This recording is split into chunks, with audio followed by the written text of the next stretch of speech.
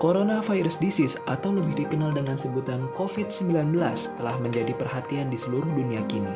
Dunia pun berubah 180 derajat karenanya. COVID-19 pertama ditemukan di Cina dan kini sudah menyebar ke seluruh negara di dunia ini. Semenjak WHO menetapkan virus COVID-19 menjadi sebuah pandemi, korban di seluruh dunia mulai berjatuhan. Virus ini memiliki kemampuan menginfeksi manusia dengan penyebaran yang sangat cepat. COVID-19 disebabkan oleh mutasi virus SARS-CoV dan juga MERS-CoV yang berada pada tubuh kelelawar pada mulanya. Kondisi pandemik yang berkelanjutan pun memberikan beban kerja yang berat sekali kepada tenaga medis di seluruh dunia. Satu persatu, tenaga medis pun mulai berjatuhan, rumah sakit pun mulai penuh. Hingga tiba saatnya virus COVID-19 datang tanpa mengetuk pintu negara kita tercinta yaitu Indonesia, yang kemudian menyebabkannya viralnya pemberitaan di mana-mana tentang pasien terinfeksi COVID-19 pertama di Indonesia. Segala daya dan upaya telah dicurahkan oleh tenaga medis, peneliti maupun pihak berwenang lainnya demi percepatan penanganan pandemi COVID-19.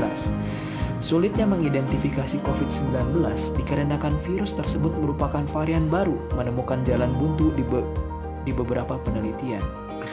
Langkah preventif pun harus dilakukan pemerintah guna mencegah penularan virus COVID-19 lebih lanjut. Berbagai upaya penyesuaian gaya hidup baru pun diterapkan di seluruh penjuru negeri. Menggunakan masker, menjaga jarak, dan juga mencuci tangan pun bagai menjadi salah satu bagian dari hidup masyarakat awam sekarang.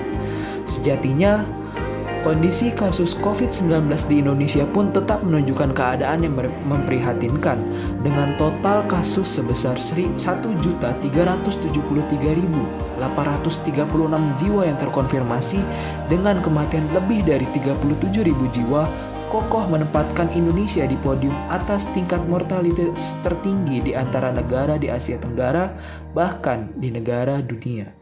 Namun, Indonesia telah mengambil 1.000 langkah lebih cepat dengan memberikan vaksinasi terhadap masyarakatnya untuk dapat melindungi masyarakat dari COVID-19. Pemberian vaksin pun yang mulai berjalan bertahap mulai sedikit demi sedikit menjamah populasi yang begitu besar di Indonesia. Sekitar 0,4% dari total jumlah populasi penduduk Indonesia sudah mendapatkan vaksin dengan rincian tenaga kesehatan, pelayan publik dan juga lanjut usia sebagai berikut. Vaksinasi sendiri telah melewati uji penelitian yang bertujuan untuk memastikan mutu, kualitas serta keamanan dari vaksin tersebut. Vaksin menempuh 3 proses uji. Pertama, proses penelitian, kedua, uji preklinis, dan terakhir uji klinis. Pada tahap penelitian, para peneliti melakukan uji untuk mengidentifikasi berbagai komponen di dalam virus yang kemudian diremuskan menjadi sebuah ekstrak vaksin yang nantinya akan diberikan kepada hewan uji coba untuk melihat efektivitas dalam melawan virus COVID-19. Pada uji preklinis dilakukan untuk mengetahui efek samping dari penggunaan vaksin COVID-19 yang tentunya setelah uji preklinis tersebut akan menjadi vaksin yang aman untuk digunakan kepada manusia. Dan uji terakhir berupa uji klinis dengan dibagi menjadi 3 fase uji, yaitu uji klinis fase 1, uji klinis fase 2, dan uji klinis fase 3. Pada tiap fasenya terdapat karakteristik dan fokus masing-masing dalam pengujian vaksin.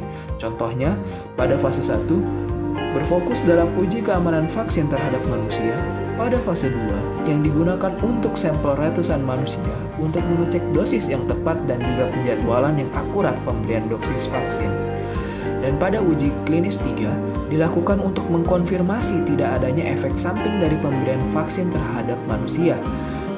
Jika sudah melakukan 3 uji klinis tersebut, vaksin akan divalidasi oleh pihak berwenang, dalam hal ini adalah BPOM, dan dicek kehalalannya oleh MUI. Lalu, vaksin siap didistribusikan kepada masyarakat luas. Untuk itu, tunggu apa lagi kawan-kawan? Yuk kita vaksin.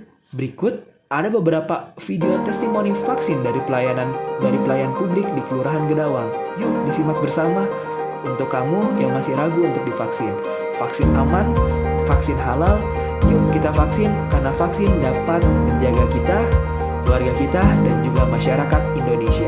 Tetap semangat dan salam sehat.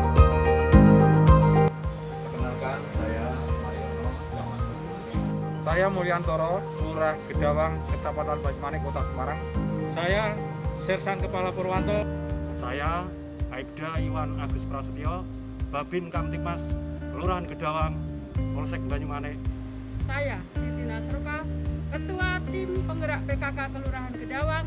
Saya Kartika Puspitasari, Ketua SKK Kelurahan Gedawang, Kecamatan Banyumanik. Ayo bersama kita sukseskan program vaksinasi COVID-19. Dengan vaksinasi dapat melindungi diri kita, Keluarga kita dan masyarakat. Agar tetap laksanakan selalu protokol kesehatan. 3M ditambah 2. Ayo kita vaksin. Vaksin aman dan halal.